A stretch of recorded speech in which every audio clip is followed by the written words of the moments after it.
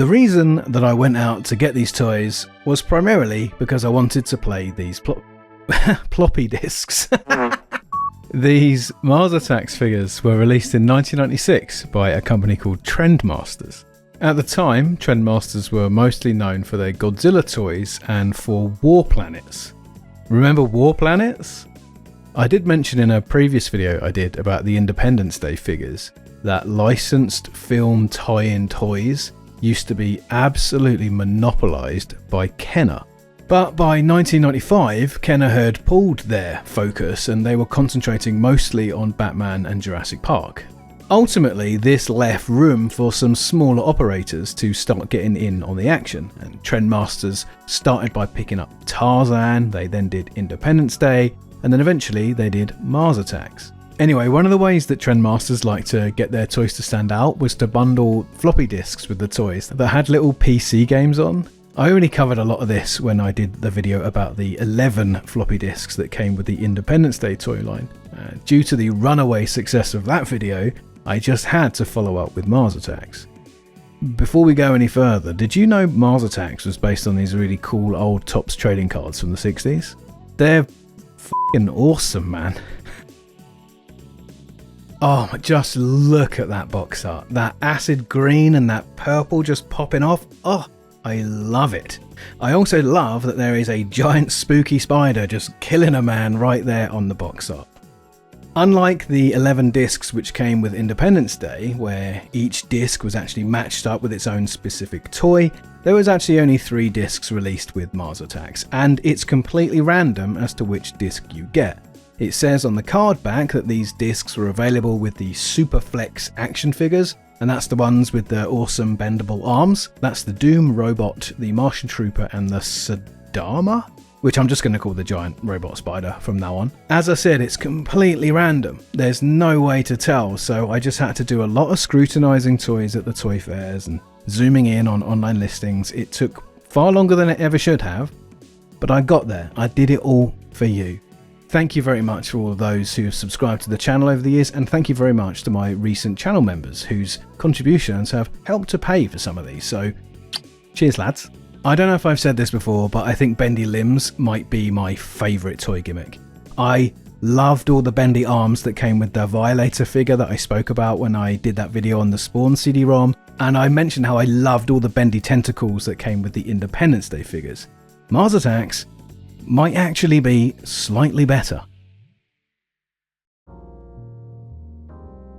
Now I know what you're thinking. You're thinking, but Matty, what did it look like in front of that cool sequin tablecloth that you like so much?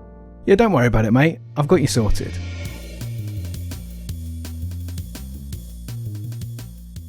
The Doom robot is loads of fun. What I actually love about this is it is actually based on one of the trading cards from the old Topps trading card set, which is just a detail that nobody would have expected, and it's just so cool to see. You know, it's got bendable limbs as you might expect, but it's also got a little posable rotating cockpit and a little pivoting missile launcher, and the missile launcher actually works, which is just classic. This is super toyetic. This Dr. Octopus looking motherfucker right here though is a bona fide quality toy, mate. I love the bendy tentacles this fella has on his back. He has a really cool range of poses that you can do with them, and that's super important to me. And actually this figure is just about 3.75 scale. When I spoke about the Independence Day toys, I said one of the kind of, I don't even know if it's an issue, but one of the things I noticed was that these toys were a bit too big to be compatible with any other toy ranges that you might have had. And I found that a bit of a bummer. But this guy here, he scales really well with like your Batman or your Star Wars or whatever, and that's just cool. In truth, I don't think Trendmasters ever actually cared about scale. All 3 of these toys are just designed to fit in the exact same generic packaging, but the aliens are clearly all different sizes. I'm pretty sure if the alien was supposed to be at the same scale, then the robot would be much, much bigger, and the spider would be like the size of Tracy Island or something. Anyway, like I said, I don't think Trendmasters actually cared, and in truth, neither do I. In my headcanon, these Martians are all like genetically engineered so that they can fit in all of their little respective robots. In fact, maybe these two don't even have legs, they're just like disembodied heads or something. Creepy. Probably my favourite though is the big mechanical spider.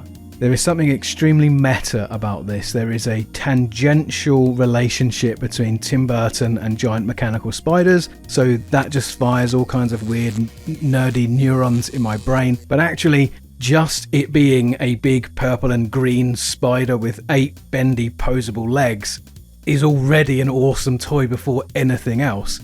The armour can actually clip on and off, it's removable so that you can see the pilot underneath and you can see all this kind of biomechanical sculpted detail. Honestly, this doesn't even need to be a Mars Attacks toy, this is just so f***ing rad. Oh, and it glows in the dark. What? Trendmasters were always so good at hammering all these gimmicks into their toys. And honestly, banging a glow-in-the-dark finish on this spider, it is absolutely boated.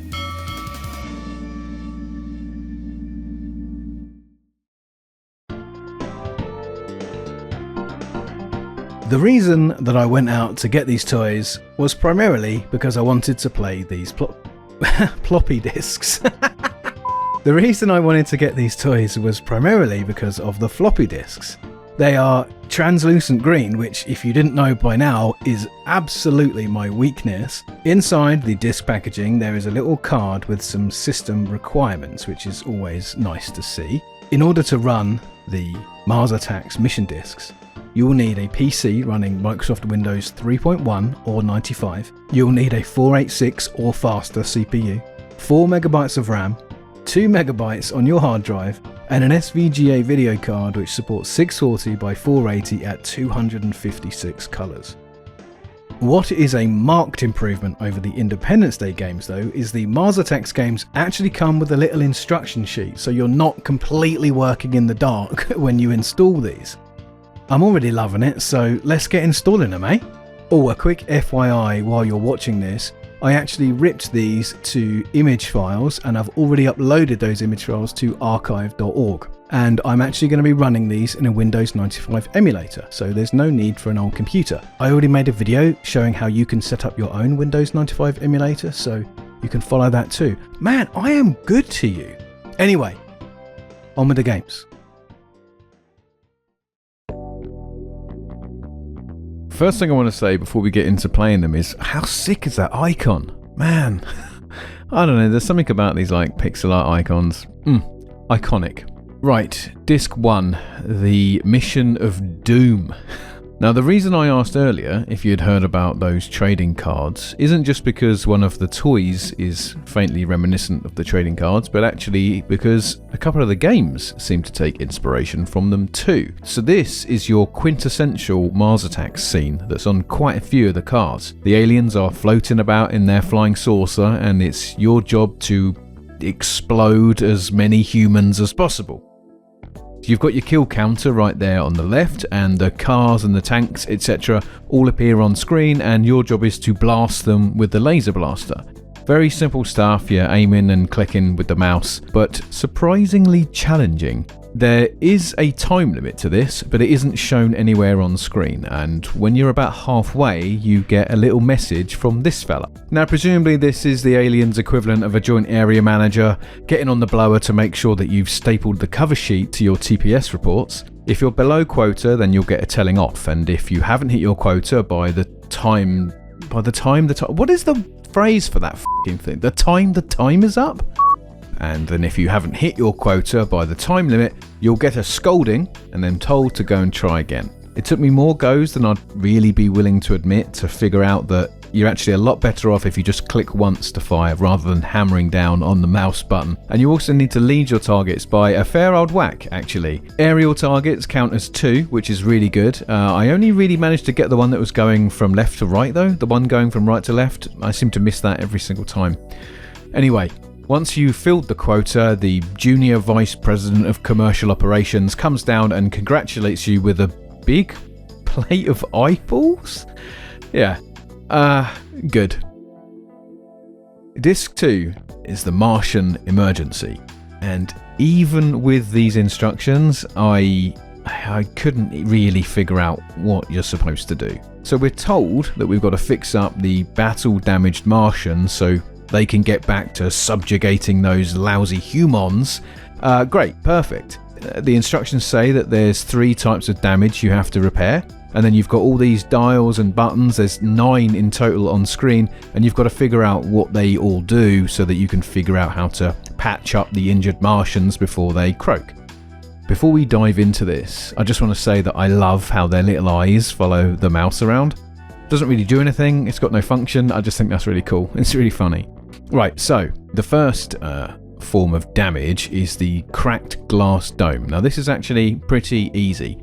First of all, you click the button here which opens up this thing at the top of the screen, and then you click this button here to lower the glass laser. Then basically from there it's essentially a whack-a-mole game where you just have to click on the most damaged bit of glass just enough times to repair it without neglecting the other bits of glass which are slowly breaking down over time. That one I managed to get down pretty sharpish, and once you've got the pattern you can pretty much win this one every single time. Next, there's the busted exosuit. For this one, I think what you have to do is bring down the welder, and that's with this button here. Now I think what you're supposed to do is then drag the welder across the cracks in his suit to heal them up, and it sort of seems to work sometimes, but it's also really janky to actually click and drag it, and it seems to be impossible to drag it without doing more damage to the suit. So I've never actually managed to successfully save a Martian doing this. I either seem to, burn them up like this, or I don't get it done in time and then the timer runs down and their head explodes. The third minigame is insufficient air, and you have a little indicator here in the bottom right which goes red to indicate the pressure in the Martian's air tank. Now clicking this lever at the top increases the air pressure, and you can see the bellows sort of get smaller, and then the one below lowers the air pressure so you can see the bellows getting bigger. You don't really get very long to figure this out, and you've got to get it right in just the right amount of time. I have actually managed to get this right once or twice, but the timing is really, really finicky. Either way, I actually don't think this is a game that you can win. You get 3 lives, and then once 3 Martians have died, the game is over and you're asked if you'd like to play again. I honestly don't think that there is a win state, as I saved a bunch of Martians in a row and it just kept giving me more Martians until I ran out of lives. There's also controls here for bringing up these electrodes which can give the Martians big electric shocks. I have no idea what this is supposed to do, it just seems to kill them, so cool. Disc 3 is all about giant bugs, so already I'm loving it, and it's also based on some of the collector cards. This one is a lot easier than Disc 2, and it is honestly a lot more fun. So you can see you've got your fellas on the left there, then you've got the lousy humans on the right. You can probably just make out a teeny tiny bug right in the middle there, and then you've got this little button here which pops up a magnifier, and then you can zoom in on it to see if it's a wasp or an ant. It makes absolutely no difference whether it's a wasp or an ant. The toy, or the game here, is that you've got to match the 2 frequencies on this little screen down here on the bottom left. If you get that right, you can then blow the bug up, and then you can control it so that it can munch on those stupid humans. But if you get it wrong, then the bug goes mad and chomps on one of your fellas instead. It's really just a case of hitting those switches and those dials to try to get the 2 things to align. When you hear the sound effect, then you know you've done it right and you can go ahead and blow up that bug. If you use the big growth ray with the magnifier up, then it reverses back at you and gets you, which is pretty funny. And if you try and use the growth ray twice, then the bug gets super giant and explodes. That's pretty much it. It's really simple, but honestly, this one's my favourite of the 3. Making giant bugs and getting them to eat dumb teenagers, fantastic. 10 out of 10, we'll play again. Well, there you go. They exist. Thank you for joining me on this one. I'm sure there are going to be people watching this who actually remember these, and hopefully this will spark a little bit of nostalgia in you. But for me, I don't have any nostalgia for these. They are completely brand new to me, and I still think that they are fantastic. Stoked is very much about looking at all these great, weird old bits of pop culture and these great little bits of ephemera from the 1990s and the 2000s. I think you'd have to work pretty hard to find something more iconically 90s than a clear green floppy disk bundled with a movie tie-in action figure. But if we take this out of this time period, if we remove that nostalgia, I think we can start to look at this with a little bit of context, and it starts to become something historical. It stops being something silly, and I hope you'll agree, it actually starts to become something really quite special. If you like this video, then please check out some of my other uploads. I've covered this kind of stuff before, and I'm always on the lookout for more of this kind of weirdness.